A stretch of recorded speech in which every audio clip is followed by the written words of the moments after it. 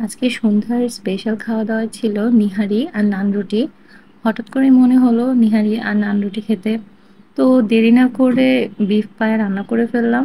আর এই বিফ নিহারির রেসিপিটি আপনাদের সাথে শেয়ার করছি। আশা করি পুরো ভিডিও জুড়ে পাশে থাকবেন, শেষ পর্যন্ত দেখবেন।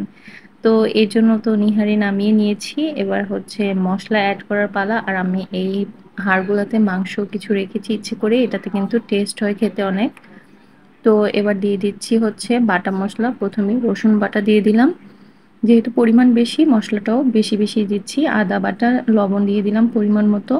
তারপর দিয়ে দিচ্ছি হচ্ছে আস্ত গরম মসলা, এলাচ, দারচিনি, তেজপাতা।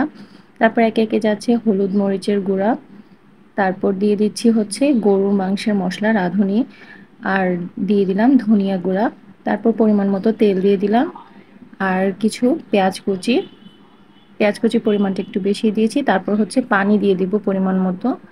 আর হালকা করে একটু নেড়েচেড়ে দিচ্ছি। এমনিতেই এটা কিন্তু একটু নাড়াচাড়া করতে সমস্যা হয়। অবশ্য পানি যেহেতু বেশি দেওয়া হয়েছে, এমনিতেই কিন্তু মসলাটা ভালোভাবে মিশে যাবে সবকিছুর সাথে। তাও আমি একটু হালকা করে নেড়ে দিব। তো সবগুলা মসলা একটু ভালো করে মিশে যাওয়ার পর আমি এটাকে ঢাকা দিয়ে রান্না করব। অবশ্যই ভালো করে সিদ্ধ হয়ে যাওয়া পর্যন্তই রান্না করতে হবে। তো কিছুক্ষণ পর হচ্ছে ফাঁক দিয়ে চেক করে নিতে হবে একটু, যেন আবার পানিটা শুকিয়ে না যায়। তো যার জন্য আমি একটু নেড়েচেড়ে দেখে নিচ্ছি যেন পানিটা শুকিয়ে গিয়েছে কিনা দেখার জন্য আরকি।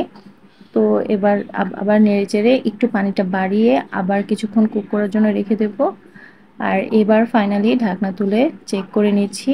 রান্নাটা কিন্তু মোটামুটি হয়ে গেছে। মানে সবকিছু সেদ্ধ হয়ে গেছে ভালো করে। এবার এটাকে হচ্ছে একটু নেড়েচেড়ে একটা সাইডে রেখে দিতে হবে। আর এবার একটা লাস্ট টাচ আপ আছে, সেটা হচ্ছে আমি এই নিহারিটাতে একটা বাগার দিই শেষের দিকে। এটা দিলে কিন্তু নিহারির একটা অন্যরকম টেস্ট আর একটা ফ্লেভারও অ্যাড হয়। তো এবার এটাকে একটা সাইডে রেখে দেবো। আর এই ফাঁকে আমি এখানে ২টা কাঁচামরিচ ভেঙে দিয়ে দিচ্ছি এক্সট্রা আরেকটা ফ্লেভারের জন্য। খুব সুন্দর একটা এরোমা বের হচ্ছে কিন্তু। তো এবার বাগারের জন্য আমি হচ্ছে প্যানের মধ্যে তেল দিয়ে নিলাম আর দিয়ে দিচ্ছি বেশি করে পেঁয়াজ, রসুন কুচি। এবার এটাকে খুব ভালো করে ভেজে নিতে হবে।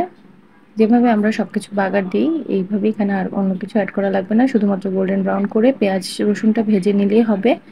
তো ভাজা হয়ে গেছে। এবার হচ্ছে এড করে দিতে হবে সেই গরুর পায়ার সাথে। এই তো এবার কিন্তু খুব সুন্দর একটা স্মেল বের হচ্ছে আর কালারটাও কিন্তু দেখতেই পাচ্ছেন খুব সুন্দর হয়েছে। নিহারি রান্নাটাও কিন্তু অলমোস্ট হয়েই গিয়েছে। তো শেষ পর্যায়ে একটু স্বাদ বাড়ানোর জন্য আমি এখানে ১ প্যাকেট স্বাদে ম্যাজিক মসলাটা দিয়ে দিচ্ছি। এটা দিলে কিন্তু খুব ভালো স্বাদ হয় খেতে। আপনারা ট্রাই করবেন অবশ্যই। তো এটা অবশ্যই শেষের দিকেই দিতে হবে। তো এবার কিন্তু আর বেশিক্ষণ রান্না করব না। ঝোলটা এমনিতেই একটু পরে কমে যাবে ঠান্ডা হলে। আর এই যে নিহারি রান্নাটা কিন্তু কমপ্লিট। লুকটা কিন্তু অসাম হয়েছে। আর আজকে এটা যে খেয়েছি হচ্ছে আমরা নান রুটি দিয়ে। নান রুটিটা কিন্তু বাসায় তৈরি করা হয়নি। এটা বাইরে থেকে নিয়ে আসা হয়েছিল। আজকে সন্ধ্যার নাস্তাটা কিন্তু একদম দুর্দান্ত ছিল। আপনাদের কাছে কেমন লেগেছে নিহারি রেসিপিটা অবশ্যই কমেন্টে জানাবেন। ভালো লাগলে আমার চ্যানেলটা লাইক দিয়ে সাবস্ক্রাইব করে দিবেন। আর ফেসবুক পেজ থেকে দেখে থাকলে পেজটা ফলো করতে কিন্তু ভুলবেন না। দেখা হবে অন্য কোনো রেসিপিতে। এতক্ষণ ভিডিও দেখার জন্য সবাইকে ধন্যবাদ। আল্লাহ হাফেজ।